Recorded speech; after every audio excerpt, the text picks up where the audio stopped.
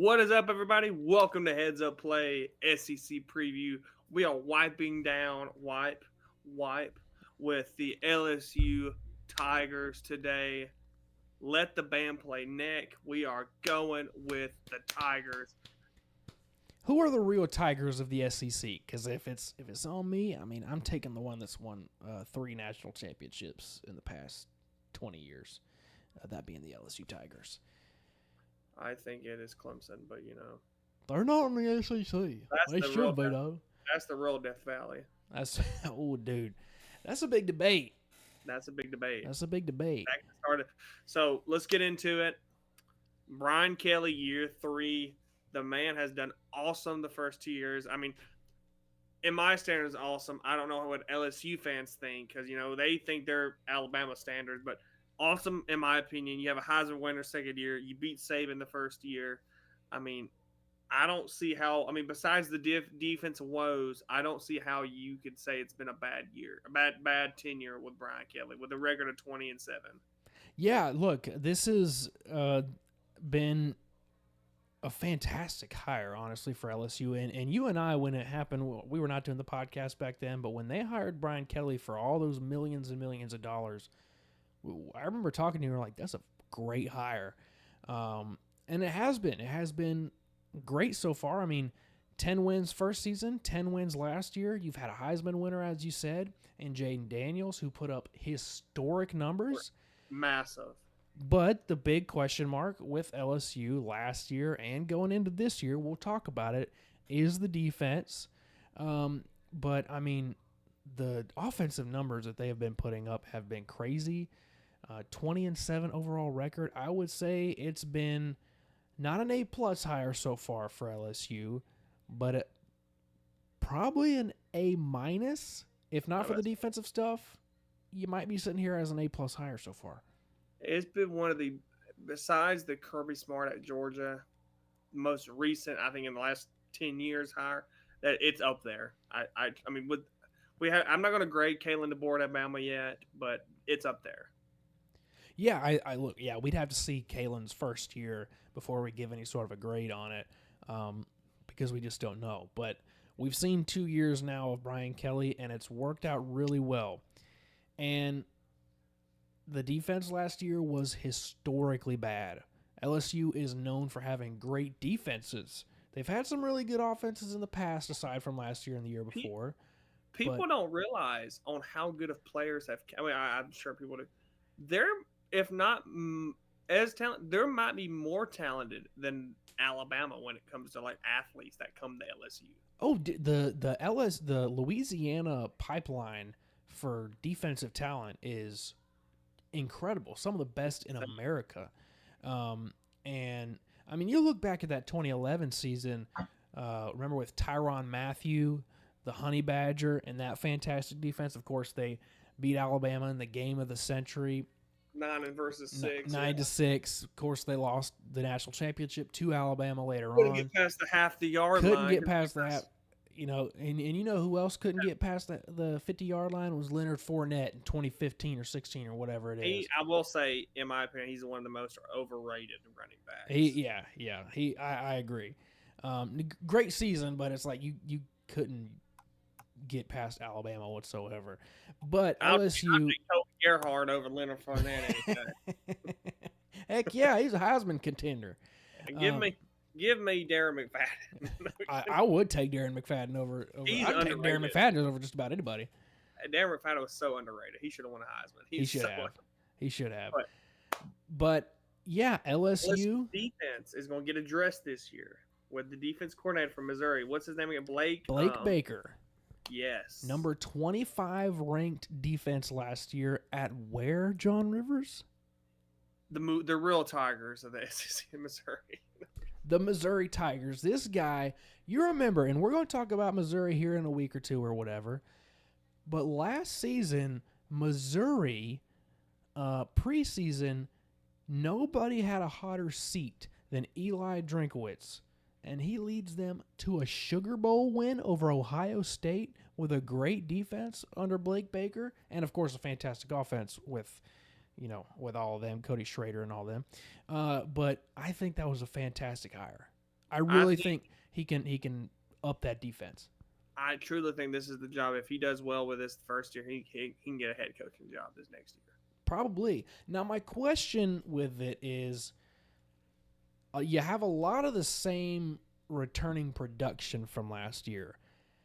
Can the same personnel from last year in that terrible defense be coached up enough within a spring camp and a fall camp to be that much better? I do think they're going to be a lot better, but are they going to be like top 40 defense? I don't know about that. I don't think that, but I do think they'll be better than last year. I think it could be better than last year, truth be told. They could be. Absolutely. You can't be much worse than last year. You Easily, they could have maybe went 11-2. I mean, they could, if Daniels didn't get hurt and they had somewhat of a defense, they could have possibly beat Bama. I mean, I'm just putting it out there. Yeah. I think you're right. If they had, I'm gonna be honest with you, with the offense that they put up, if they had even a top 50 ranked defense, that team wins the national championship. I really do think that. Yeah. I really do think that. But when you have a defense that puts up the effort of Vanderbilt, you're just not going to get the job done. It's one extreme and another on both sides of the ball. And now it made for some great games, some shootouts, obviously, but now you lose your biggest piece of that fantastic offense last season. Heisman winner Jaden Daniels put up historic numbers. I mean, Joe Burrow had the magnificent season in 2019, but Jaden Daniels had a better season than Joe Burrow. He didn't have the defense that he had in 2019. I wouldn't say he didn't have the weapon. He still have Malik Neighbors, and he still LSU's just full of talent. They really are. Like, people forget how talented they are. But I guess our question is, and I don't think he can do it. I just don't. I've never been a fan of Garret Nussmeier. I just don't think he's a good quarterback. Yeah, Garret Nussmeier, I do think that he'll be okay. Here's Garret Nussmeier. I think Garret Nussmeier is going to be like some of those LSU quarterbacks that they've had in the past who are good, but they're like game manager good. Like who was it that was like on Alabama's staff last year? Zach Mettenberger, a Mettenberger type guy, or a Jarrett Lee. Jarrett Lee was bad, or like a Matt Flynn. Good guys, but who he has weapons around him to help him out. But does he have that many weapons this year? I don't know, because Malik Neighbors isn't there. Most of the run game last year was Jaden Daniels, so I really don't know. I do think though that. You're returning. You lose your offensive coordinator, Mike Denbrock, to Notre Dame. So you up the quarterback's coach, Joe Sloan, as the offensive coordinator this year. So I don't want to say that there's just as many question marks on defense as there is on offense as there is on defense, because I think they're going to be fantastic on offense, even with Garret Nussmeier. But I do think there's going to be a big drop off. Oh, yeah, it's going to be massive. We'll have to see how the LSU Tigers go against with as many. Out of all the SEC teams, I think they have the most questions. I would agree. And even still, even with all the question marks, it's still LSU. It's the brand that has been, really, within the past 20 years, it's been Alabama and LSU. In my opinion, I was going to say that before Texas and Oklahoma joined, I was going to say LSU. And was the first, they would lead second. And Georgia, of course, has brought their way up there. Florida had their run. But the most consistent has been, of course, Alabama and LSU. Even LSU, while Alabama was in the Mike Shula days, they won a national championship with Nick Saban. Yeah. So, yeah, who knows? But let's get into the schedule a little bit here, because I don't know how much you'll agree with me here, but this is what we got. So, and I only have them 10-3 here, John Rivers, or 9-3 in the regular season, because they have an easy schedule. This schedule is not tough whatsoever. I mean, you look at this. What's your hardest game? They do have a tough non-conference. I'm shocked. Yes. So let's start off USC game 1. That's in Las Vegas. I like what LSU's been doing the past few years with their first game of the season non-conference stuff. Remember they had the 2-year thing with Orlando. FSU with in Orlando and New Orleans. I really liked that. So this one being in Las Vegas, I think that's really cool. This this is going to be a offensive slugfest, and it'll really tell us a lot about the defense because obviously Lincoln Riley is a fantastic offensive guy. How well can the defense respond to that in a big first test in week And one? this is going to be a big game for LSU fans because, I mean, for the longest, Riley was going to LSU. Yeah, he was. Yeah, he was. Lincoln Riley was going to LSU. That's what everybody thought was going to happen. Then out come USC out of nowhere. Yeah. So, but I do have LSU winning that. I just think that even with the defensive woes, I think the physicality of an SEC team against who I think is probably going to be a pretty lackluster USC team this season in their first year in the Big Ten. Yeah, give me LSU. Of course, Nicholls State, that's an easy one. South Carolina, we're not big on them. UCLA, they got a first-year head coach. Did you see UCLA's, this is off topic, but did you see UCLA's Coach Foster, whoever his name is? Like in Los Angeles with. Did he not come prepared, like, whatsoever? It felt really odd. It gave me it's like if Bill Belichick and Nick Saban got a press conference and like I don't know. It felt really real weird. I don't know. It kind of felt like those, like in high school, when you had to like share, when someone had to share like a project or something in front of the class. He didn't come prepared. Yeah, and you just know they didn't come prepared, and they're just trying to make something up off the spot. Totally unrelated though. Give me LSU over UCLA. I think that'll be a cool game, by the way. Yeah. And then this one's honestly a toss-up. I mean, our South Alabama Jaguars, I really think are kind of pissed off you didn't have that upset right there because I mean, I thought about me and my brother. I was going to go to that game. I had tickets to go to that. Like we found tickets to go to that game, and I looked at the time. It is the same time as the Bama Georgia, and I thought to myself, "There's no way in hell I'm going to miss that game because." If it was like noon kickoff, yeah, I'd go to that. I mean, why not? I could watch the game in the hotel, but I sure as hell am not going to miss it because I'm at South Alabama versus LSU. Yeah, at some point, I do want to go to Death Valley. I've never been. Would love to witness that. I don't know if I'd want to see it for an Alabama LSU game because I've heard they can be pretty. I would want to just go like to a crappy game, yeah, just so I can kind of walk around, enjoy the vibes.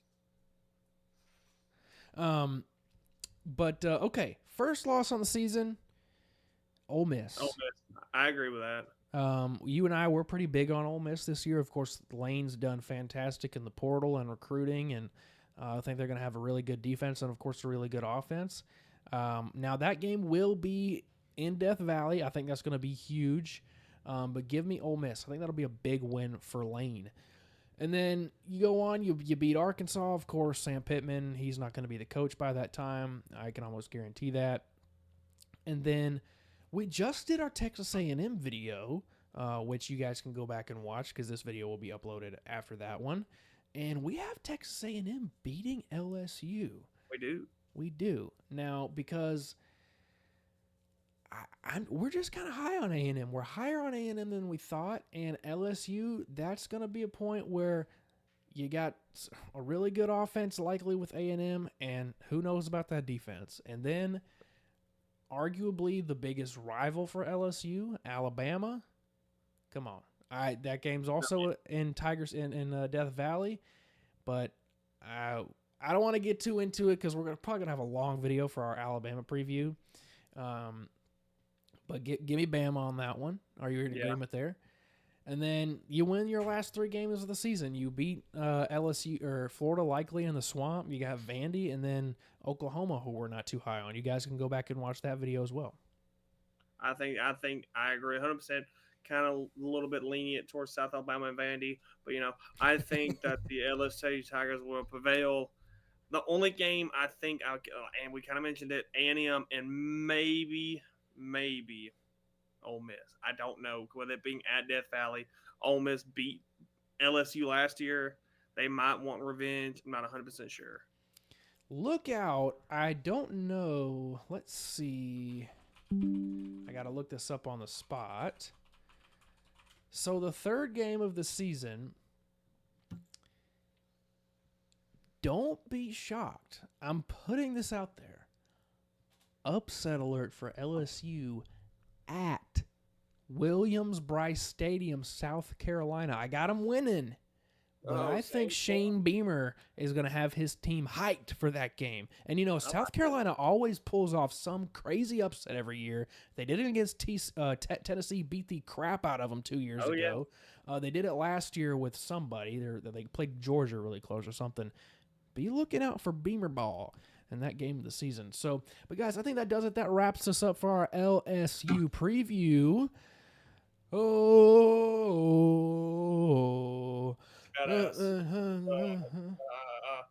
Cafe Du Monde. Do you like corn dogs? Tony Satcheran. Frog legs. Gumbo. Crackling. Boudin balls. Smells like piss on Bourbon Street. Grenades. Hand grenades. Hurricanes. Guys, that does it. Hit them with it, John Rivers. You stay classy. Stay classy.